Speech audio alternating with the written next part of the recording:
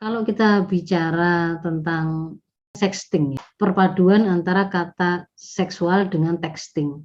Texting itu artinya pengiriman pesan, tapi pesan yang dikirimkan itu adalah konten-konten seksual.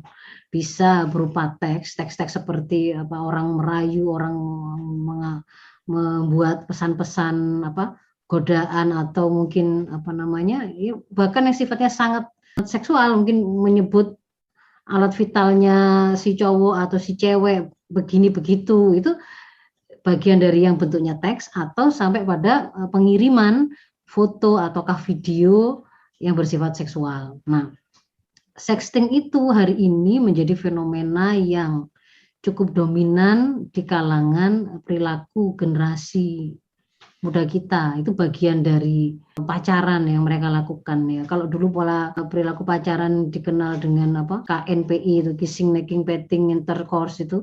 Sekarang itu di antara trennya juga adalah atas nama cinta kemudian mereka memaksa pasangan atau meminta pasangan untuk mengirimkan atau saling mengirimkan konten-konten pornonya tadi, seksual yang bersifat seksual tadi. Nah, itu juga kemudian menjadi salah satu modus sebenarnya untuk kemudian dipakai untuk pemerasan berikutnya, untuk melakukan pemaksaan agar si korban yang sudah mengirimkan sextingnya tadi itu kemudian bisa mengikuti maunya.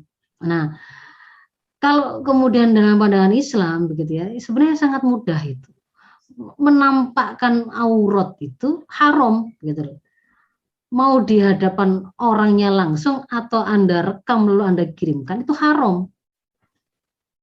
Maka tidak akan ada yang namanya produk di dalam peradaban Islam itu produk film porno. Kan begitu kan ya. Kalau misalkan kemudian ini dilakukan, kalau dilakukan oleh suami istri bagaimana?